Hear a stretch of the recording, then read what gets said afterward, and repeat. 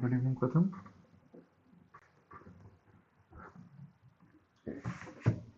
Good evening, Gayatri.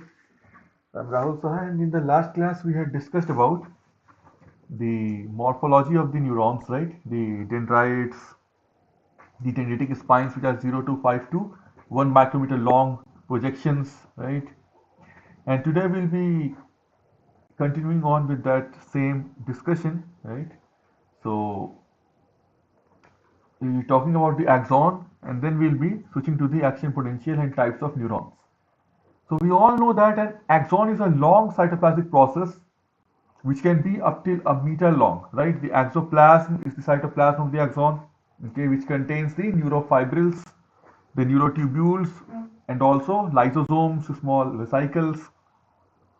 And we had talked about the axon hillock, the initial segment where the action potential is generated. We had also talked about the telodendria, the axon collaterals, right?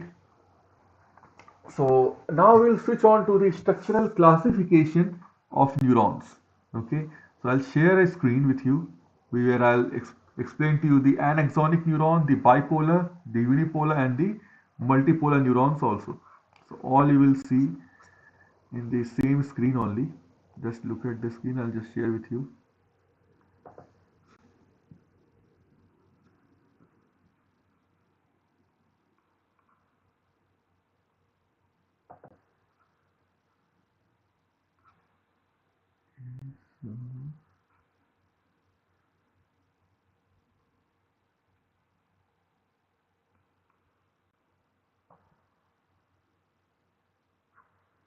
Okay. Now you will be able to see the screen. Can you see the screen? Now the screen will be visible to you.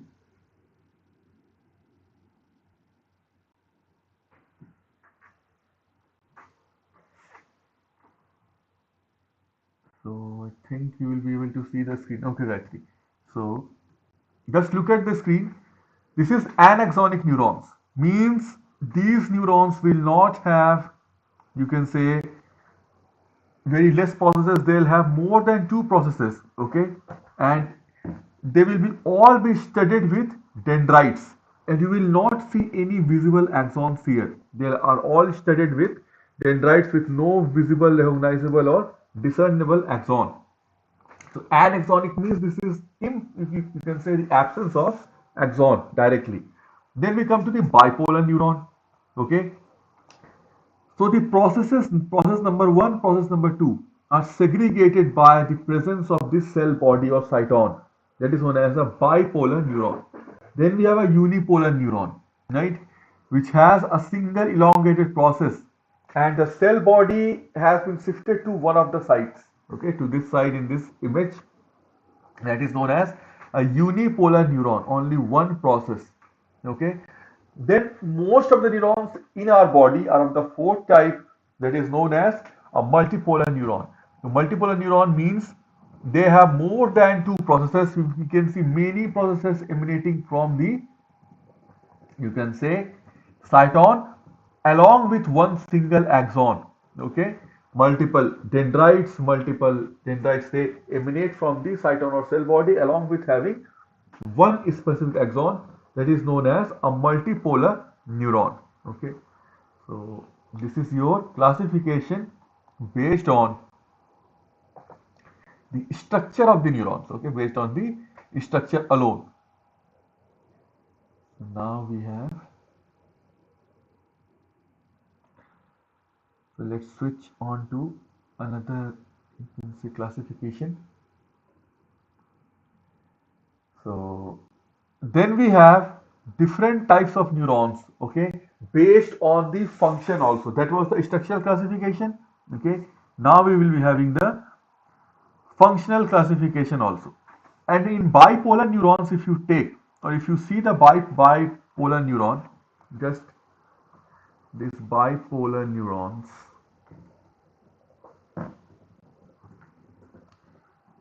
So these bipolar neurons, okay, they have two distinct processes. I told you one is the dendrite that branches extensively into dendritic branches at its distal tip and one axon only, with one cell point between, you can say, the two.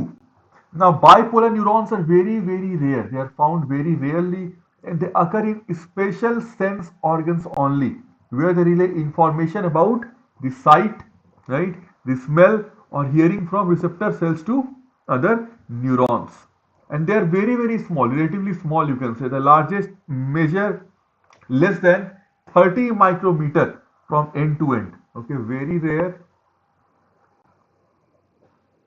and quite small. The largest of them measure 30 micrometer, okay, from one end to another end to end. Bipolar neuron. In a unipolar neuron, okay, it is also known as pseudo unipolar because it doesn't look a unipolar, so it can be called a pseudo unipolar, but it's truly a unipolar neuron. The dendrites and axons are continuous, okay, means they are basically fused, you can say. In a unipolar neuron,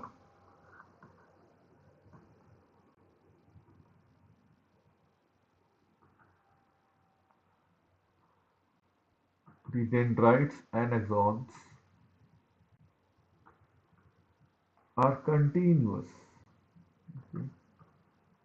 They fuse together.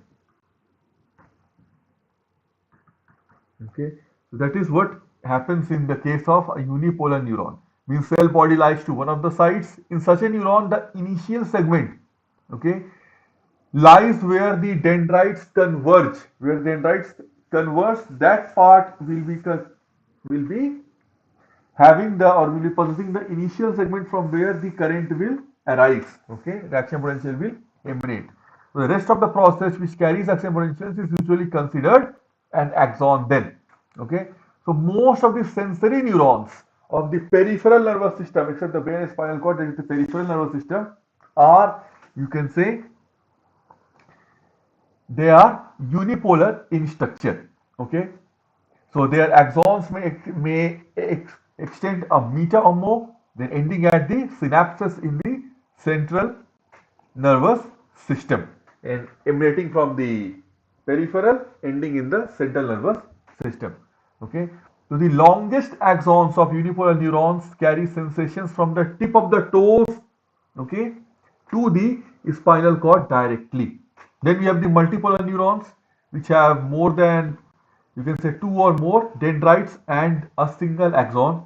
I told you they are the most common of all the neurons present in the CNS. One more thing, all the motor functions, okay, all the motor functions, unipolar will have all the sensory functions mostly. Sensory in PNS. Okay, neat question. Whereas the multipolar neuron will have all the motor functions. We have all the motor functions pertaining to the skeletal muscles. Okay, are the motor neurons that control the skeletal muscles, you can say, are all multipolar neurons. The longest axons of multipolar neurons, they can carry motor commands from the spinal cord to small muscles that move the toes, right? Just the opposite of, you can say, the unipolar neuron. Now, if we functionally divide, okay, what is the function of a neuron? That was the structural classification. Now we come to the functional classification of neurons. So, when we come to the functional classification of neurons,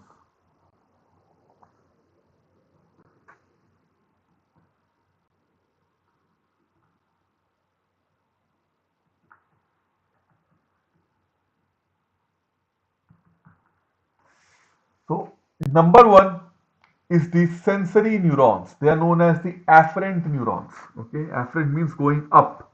Okay, number one is the sensory slash afferent neurons.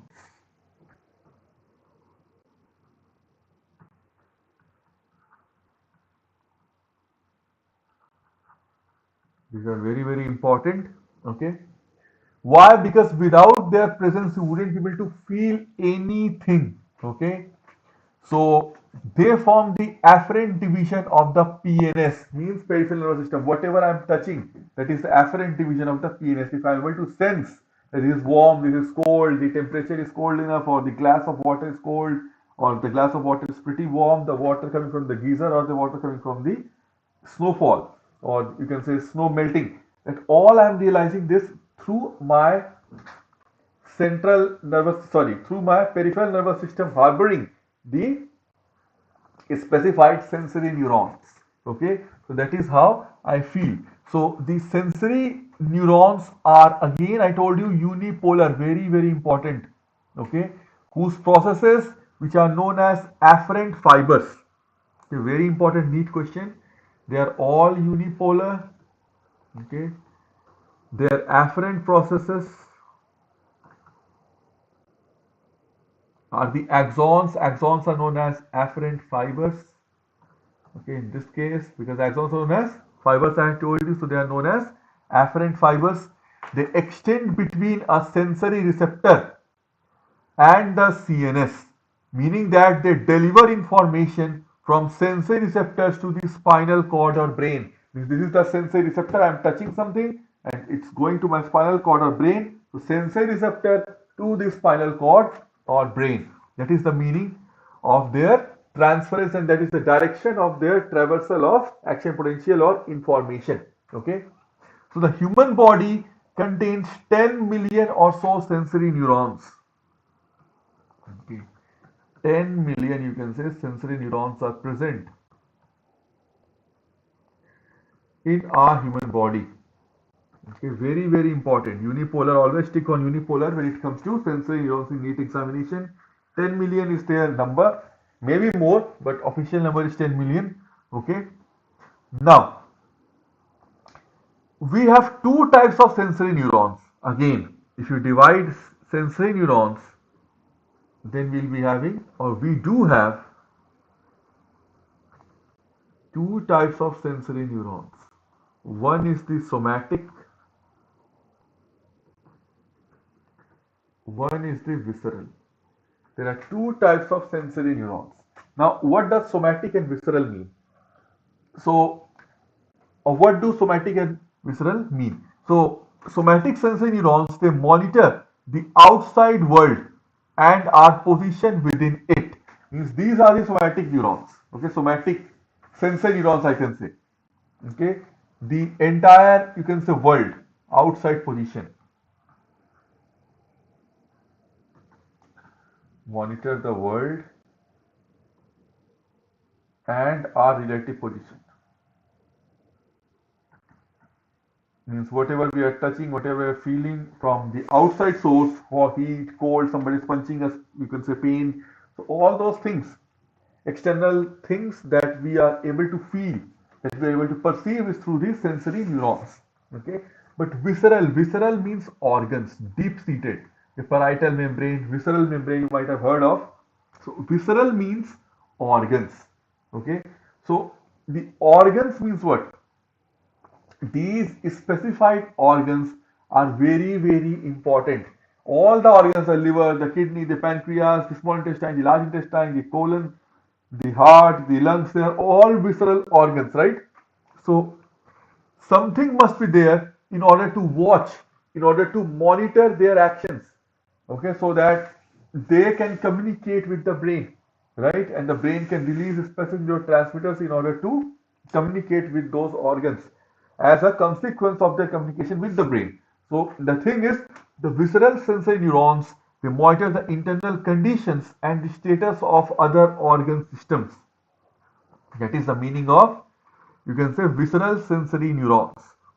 So the sensory receptors, when we talk about the sensory receptors that I was talking about, are either the processes of specialized sensory neurons or cells monitored by these sensory neurons. So we can again categorize these receptors into three groups, you can say. If you want, you can categorize into three groups. The sensory receptors also.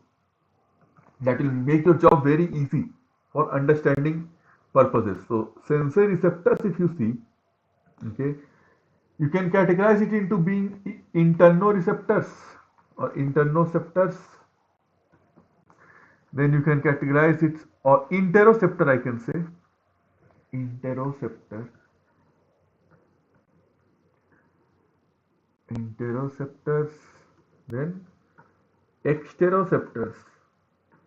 So this classification makes the job very very easy instead of knowing only sensory receptors. And one is proprioceptor.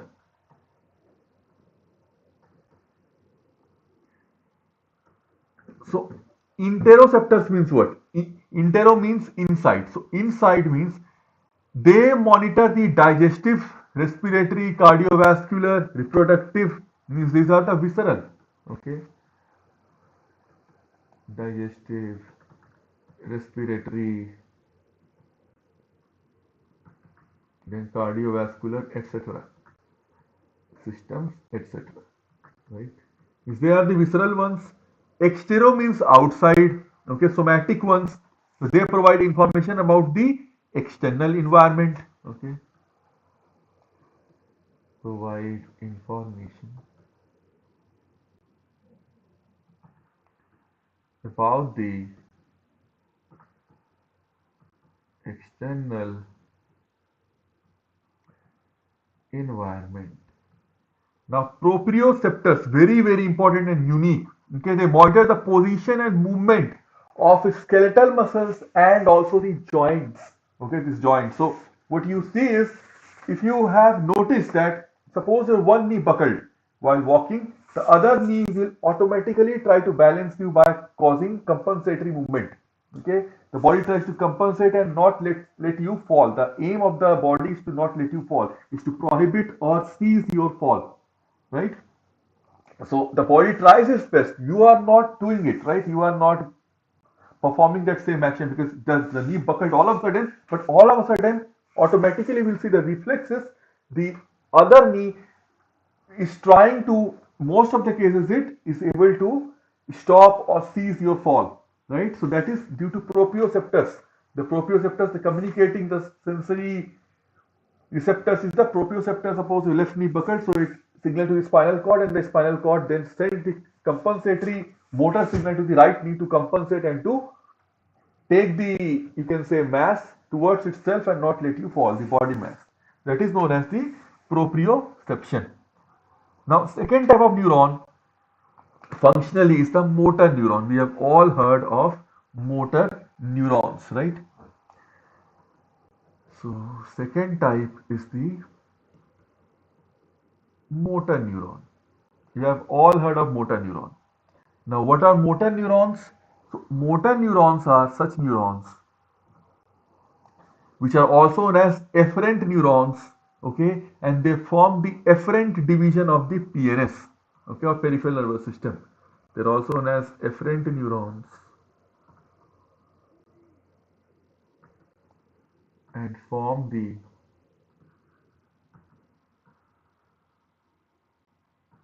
efferent division of the PNS. Very, very important. And they are 500,000 in number, okay, 500,000 in number. They, you can say, carry instruction from CNS to peripheral effectors, okay. In a peripheral, you can say tissue or organ system. So 500,000, 0.5 million multipolar CNS to peripheral effector. Peripheral effector could be anything, could be your tissue, could be your organ, could be the entire organ system too. Okay, so then what happens is, again you can divide it into two, okay, the somatic motor neurons and the visceral motor neurons. Again they can be divided just like the sensory neurons were divided into somatic and visceral. The peripheral neurons can also be then divided into somatic and visceral. Okay, somatic motor neurons and visceral motor neurons. So the somatic motor neurons which innervate the skeletal muscles, okay. So we have conscious control over the activity of the skeletal muscles or not. So they innervate the skeletal muscle, okay.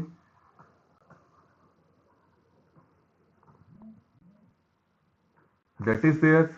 Now, visceral motor neurons innervate all peripheral effectors other than skeletal muscle.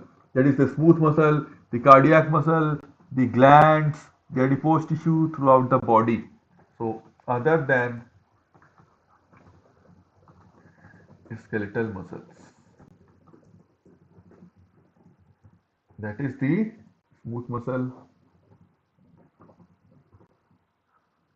okay, cardiac muscle, etc.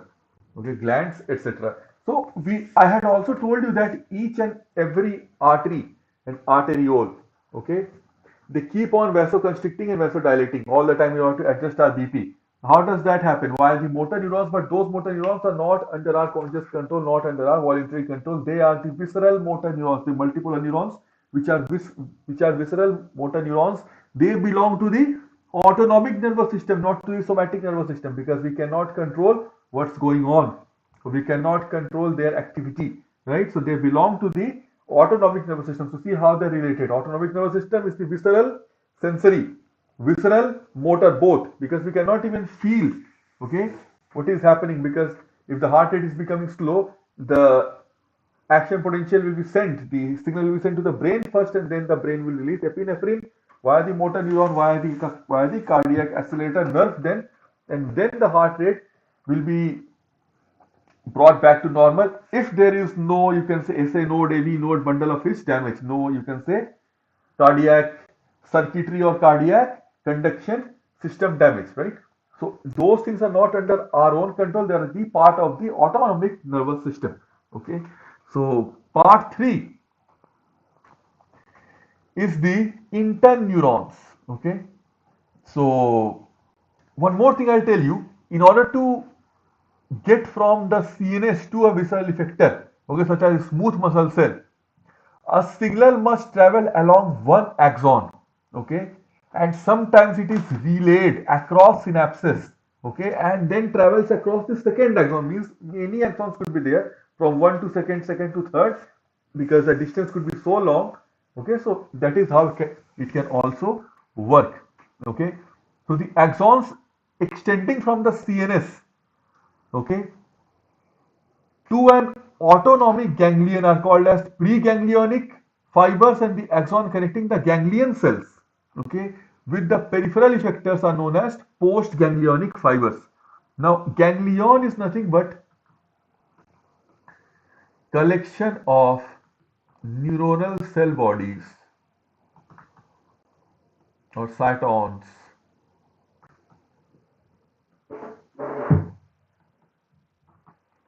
in the CNS. So suppose the main axon will emanate, or neuron will emanate from the CNS. This is the brain. Okay. So the axon coming here, making the synapse here, will be known as preganglionic, because it is before the ganglion. So preganglionic fiber, axon means fiber, and then the axon emanating and then going to the peripheral. Suppose this is my toe. Okay, movement of toe I have to do. This is the postganglionic fiber.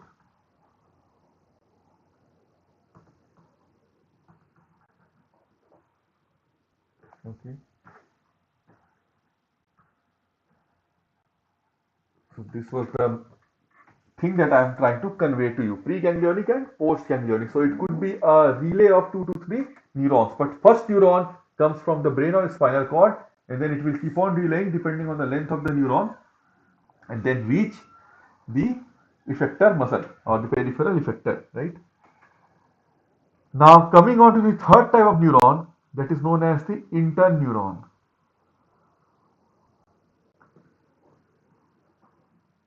Interneuron. Now, interneurons are located between sensory and motor neurons. That's why their name is interneuron. Okay, intermolecular H bonding between two molecules. Okay, like that. So, interneurons, they are located between,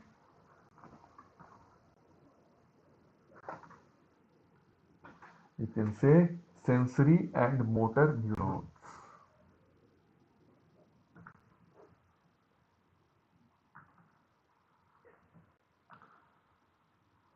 Sensory and motor neurons, so that the connection can be made properly, made appropriately. There are 20 billion, not 10 million, not half million. There are 20 billion or so interneurons.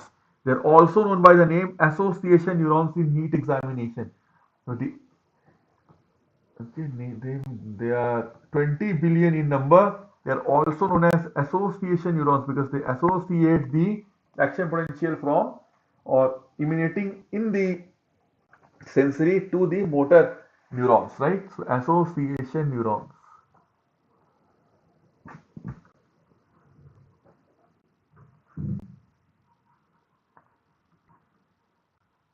also known as association neurons. Very, very clearly just note it down. Okay. Now, what happens is they outnumber all other types of neurons combined. You can see 10 million, half million, this, that, but they are only 20 billion alone.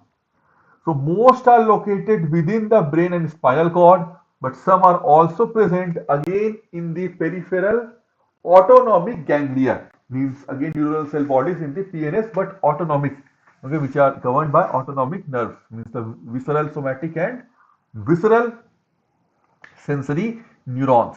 The main function of interneurons is integration. Okay, they distribute sensory information and coordinate motor activity. So that is their main function, integration.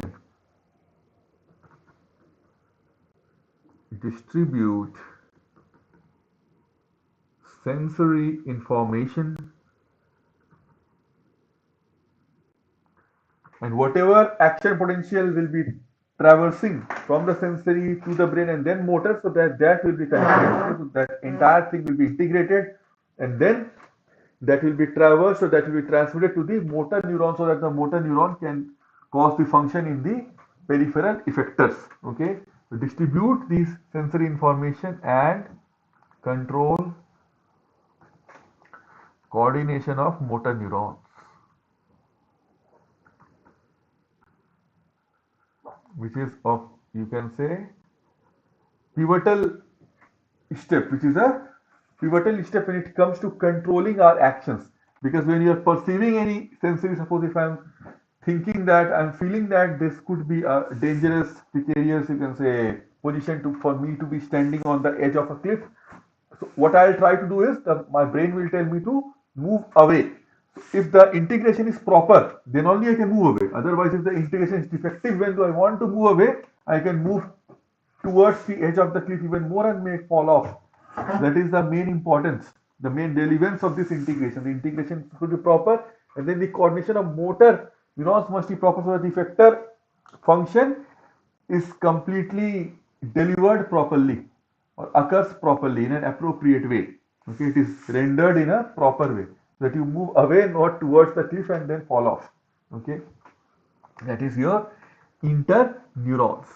So next we will be coming on to the type of, you can say, neuroglia. Okay, we will come on to the type of neuroglia. First, what is neuroglia? Our next topic is neuroglia, or simply they are known as glial cells.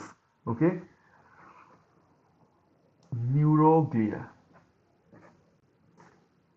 or glial cells.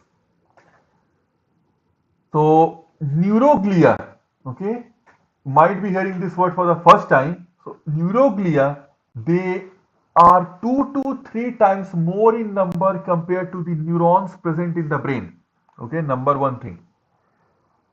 Then they separate and protect neurons, provide a supportive framework. Okay,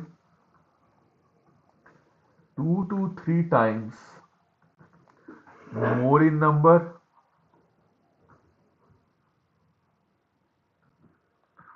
protection of neuron,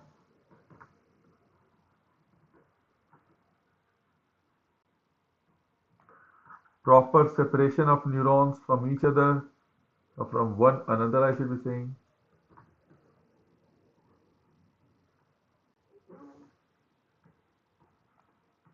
Separation of neurons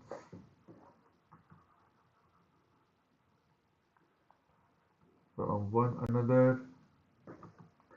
Then provide supportive framework to the neuron, These are the characteristics of neuroglia. Two neurons. Next is they do not conduct action potential. Very, very important line. This one. Underline it.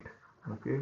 Means they don't have excitable capacity. They are not excitable cells like skeletal muscle or cardiomyocyte or a neuron, right? Nerve cell. So they cannot produce electricity. They cannot transmit. They cannot accept. They cannot recognize any nerve impulse. Okay. But their role is different. Their role is to nourish the neuron, is to support a neuron, is to separate a neuron, is to provide specified meshwork, specified, you can say, framework for the existence of the neurons, and you can say also eliminate the propensity of death of neuron, or you can say neuronal cell necrosis, because once a neuron dies, it does not divide. Other neuron cells, they do not divide, and the dead neuron cannot be replaced. Only in two scenarios you have, in hippocampus and in the olfactory bulb, you have neuronal progenitor stem cells, which can, NPCs they are known as, which can divide and regenerate the neurons. Other places they cannot divide. One of the reasons for that also is a neat question. Neurons lack centrioles. Okay, they lack centrioles. So once you lack centrioles, you cannot cause the emanation of the, or formation or synthesis of the kinetochore microtubules. No alpha beta tubulin dimer will be formed, and then microtubules cannot come and join to the kinetochore of the chromosome, and then at the anaphase stage they cannot cause the separation of the sister chromatids, thereby cell division cannot occur, it cannot be completed. So because of one reason is this one is they are arrested at G0, also sometimes they are arrested at the G2M checkpoint, means at the G2 cell checkpoint. So the research is going, that is ongoing, about bringing the cell out from the G0, and mostly the research is going towards bringing the cell out from the G2 state, because G2 is just prior to M. If the neurons can be brought from G2 to the M, then they can really proliferate, they can really go for division. Okay, so those researches are going on, but still a lot of work has to be done. One of them was successful in mice model, okay, by using brain derived neurotrophic factor, but that is not again in your course. There are various transcription factors, proteins present, which can be used to stimulate the neuron growth. Okay, neuron stimulatory growth factors. So those are there. But the neuroglia, they are the supportive ones. They really support the neurons. Without them, the neurons may die. They also help in the maintenance of neurons, because the toxicity must be, a toxin products produced in a neuron must be removed. So they help in toxicity removal. They help in myelin regeneration. Okay, because the half life is there in every protein, so it may get degraded. Okay, so they help in all these kinds of activities. Okay, also many in many researches it has been found that the neurons are able to, or the neuroglia are able to cause even sleep, and if the neuroglia are defective, they can cause even depression, they can cause, you can say, psychological or psychiatric disorders like schizophrenia, epilepsy, also even Parkinson's, okay, insomnia, aggressive behavior. So many things can be, you can say, the outcome of the neuro, or you can say neuroglial dysfunction. Okay, so they are very, very important cells. So they are present in both CNS and PNS. Okay, they are present in both CNS and PNS. So the neuroglia of the CNS are of four types. Okay, there are four types of cells. Very, very important for your NEET examination. They are called as astrocytes, ependymal cells, oligodendrocytes, and microglia. There are four types of neuroglia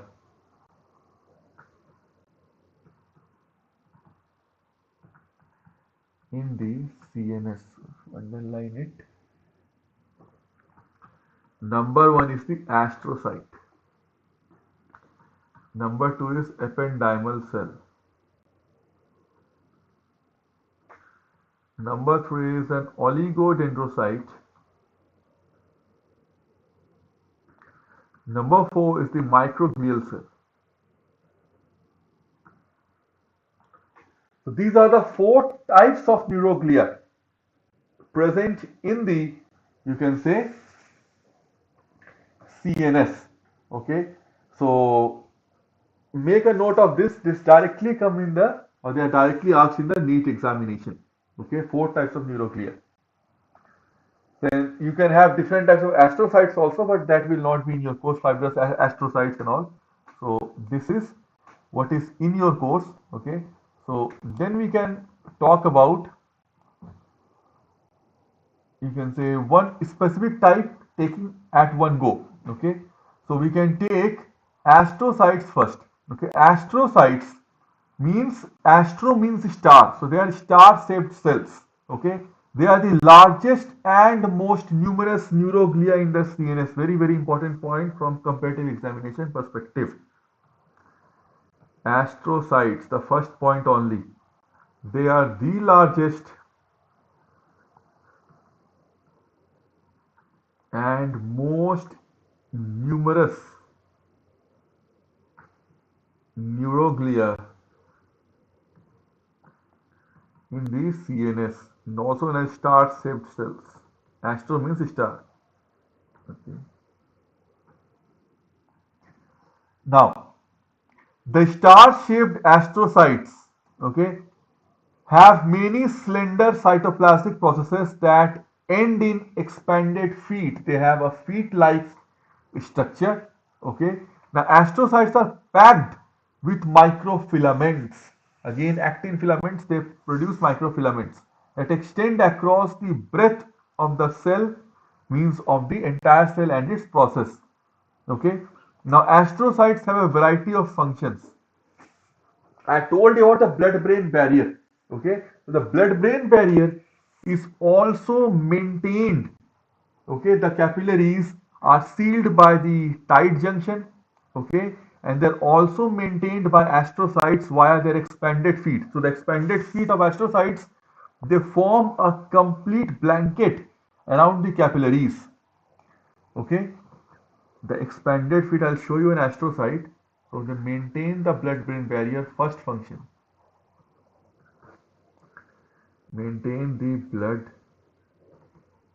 blood-brain barrier. So the expanded feet of astrocytes, what they do is they wrap around the capillaries. Okay, they completely wrap around the capillaries like a blanket. They completely wrap around the capillaries in the CNS like a blanket, so that no leakage can happen and no toxin product or no toxic product can enter the brain. Okay, in the CNS like a blanket. Okay, they are filled with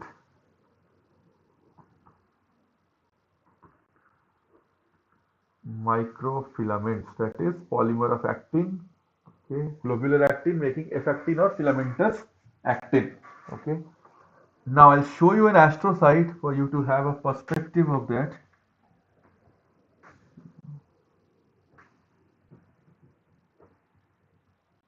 Astrocyte. This is how an astrocyte looks. Just see how an astrocyte looks. So these are the processes of an astrocyte. You can see this will look like a star, but this does look like a star. Okay, this does look like a star, and you have multiple processes which wrap around the capillaries and can wrap around the neurons also. Okay, these feet-like processes, they wrap around the capillaries and seal them. After they have been sealed by the tight junction, the occludin claudin proteins, they form the tight junction. Okay, that I have to teach you what is tight junction, gap junction later on. Okay, and this entirety, in its entirety, they can also wrap around the neurons for providing them the support, and exchange of toxins can be done through that also.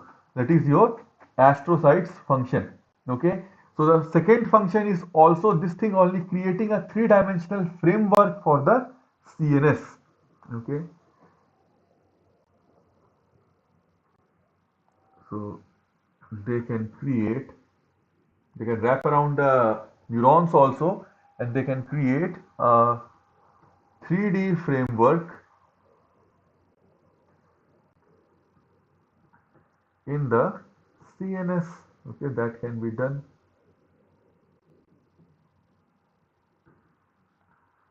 Then the third is, you can say, repair the damaged neurons. There also they are very effective in repairing the damaged neurons. Very important function. Okay, that is, the astrocytes are at the pinnacle of research when it comes to any top neuroscience lab in this entire globe, right? So what they do is, in CMS, the damaged nervous tissue, it seldom regains normal function. But what happens is, astrocytes that move into an injury site can make structural repair. Okay, it can make structural repair that can stabilize the tissue and will prevent further injury. Okay, so this can be done by the astrocyte. The entire mechanism, the neural tube formation and all, okay, that is not in your course, but that is how further damage can be prevented. Like if you have had a cerebrovascular accident, like you call it a brain stroke, a brain hemorrhage, ischemic or hemorrhagic stroke that we talked about in the last class, then the neurons are dead due to hypoxic event. Then once the blood flow is restored, the astrocytes will prevent further damage to any other neuron. Okay, otherwise it will be a collateral damage due to the perpetuation of the free radicals which are produced due to hypoxia. So that will be prevented by astrocytes. So they are a great source or a great type of cell which prevents the damage. Okay, which prevents any further damage. Okay, or prevents the perpetuation or propagation of damage. Okay, and it also guides neuron development in the embryonic brain. Okay, that is also there in the embryos. It guides the embryonic development too. Okay, so that is also there. So I'll just show you an image, okay, of an astrocyte to you. Okay, I'll just show you an image. You will be really amazed how it wraps around the neurons.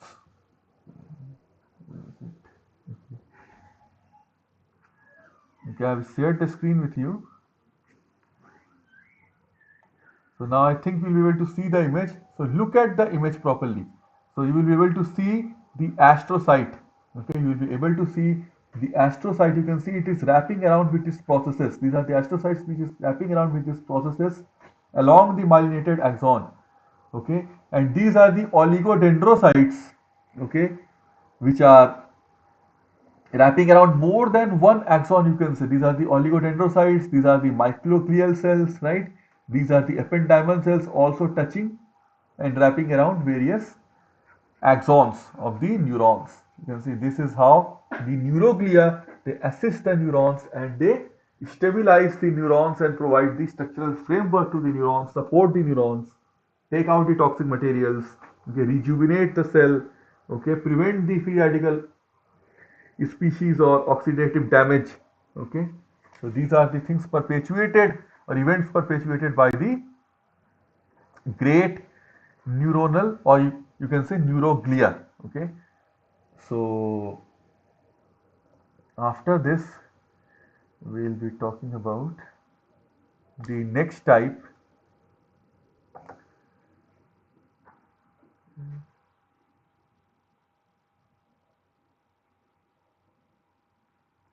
So the next type of astrocyte, or sorry, next type of neuroglia that we'll be talking about is,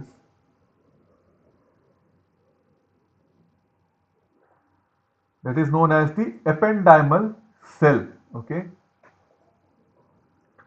so ependymal cells, I just showed you ependymal cells. Okay, I had told you that also, that ependymal cells also control, or they are responsible for, you can say, producing the cerebrospinal fluid in the ventricles. Okay, ependymal cells.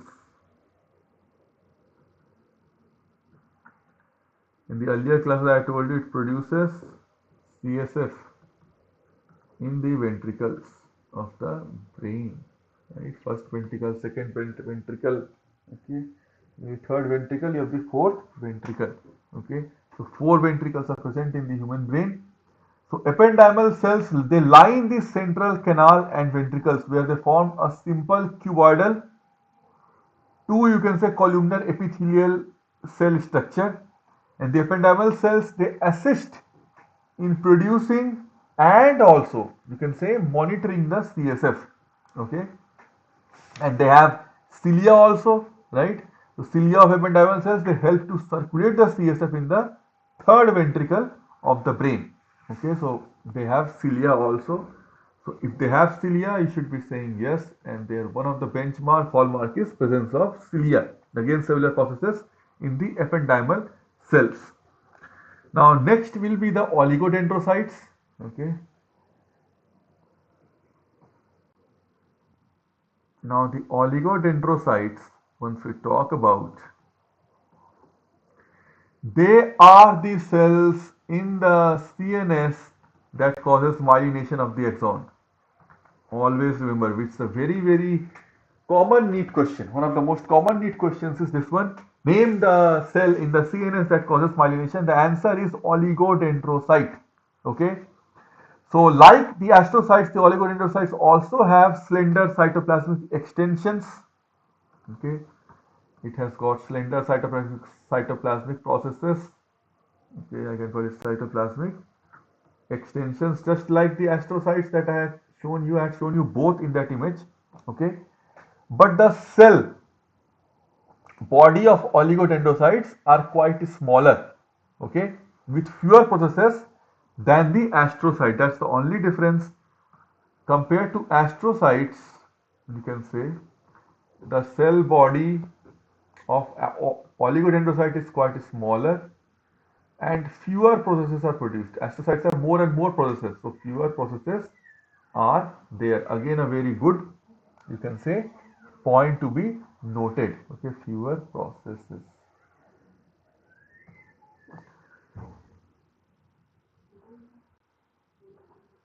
Now, next would be one more thing that I had shown you, right? The process of oligodendrocytes, they are generally in contact with the exposed surfaces of neurons, okay, and more than one neuron, okay.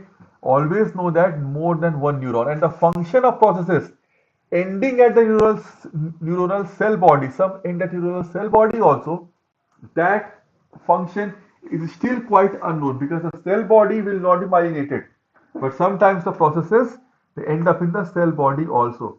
So their processes end up in the axon of more than one neuron. Okay, and the processes that end up in the neural cell body, okay, you'll be asking that question. So their work is still under research. Okay, so the main thing that is known is about the processes that end up on the surface of axon. Okay, so many axons in the CNS, as you saw in that image, are completely sheathed, you can say, by these processes, which insulate them also from contact with the extracellular fluid and also cause the myelin sheath production. So what happens is, during the maturation process, the plasma membrane near the tip of each process, always try to understand what I'm saying. The plasma membrane near the tip of the process. So suppose this is the neuron, okay, this is the process wrapping around. So the plasma membrane near the tip here, this plasma membrane near the tip of the process, what will happen is, of an oligodendrocyte, it will expand to form a relatively enormous pad. Okay, it will form a relatively enormous pad by expanding. Okay, and the cytoplasm there becomes very thin. So it becomes a pad like structure. Okay, and cytoplasm becomes very thin. And what happens is they keep on doing this. They keep on making pad after pad after pad that is like a flattened pancake, okay, which wraps the, you can say, axons, you can say, in a concentric way. So they form concentric layers of plasma membrane, okay, and that is known as myelin sheath. And this is what is myelin sheath, and this is how myelin sheath is produced, which serves as an electrical insulator also and causes an increase in the speed of action potential, which I'll talk in the next class. This is the more important phenomenon because without myelin sheath, the speed of action potential propagation would be very, very gradual or slow. So insulation is one thing. You might have read that insulation thing in class 10th also, but here in class 11, we'll be focusing more on the enhancement in the speed of the action potential propagation. Okay, so that is all about the myelin sheath and the fairly large areas, okay, on the axon which are, you can say, wrapped in myelin, they are known as internodes, and where the myelin is absent, that is known as the node of Ranvier, okay, that is there. So the small gaps of a few, you can say, micrometers that separate the adjacent internodes can be called as nodes or node of Ranvier, okay. So again, the collaterals of the axon, they originate at the node of Ranvier, never from the myelin sheath. Okay, from directly from the axolemma. Always remember this fact also from the NEET perspective. So I hope every concept was clear in this class. Okay. So this is how the myelin sheath is really formed. They keep on forming the concentric padding, the concentric layer of plasma membranes, these oligodendrocytes. Okay. So if you have any doubts, you can ask me on my personal number. Okay, I hope everything is clear, right? Any doubts? Anyone? Any kind of doubt? Any kind of query?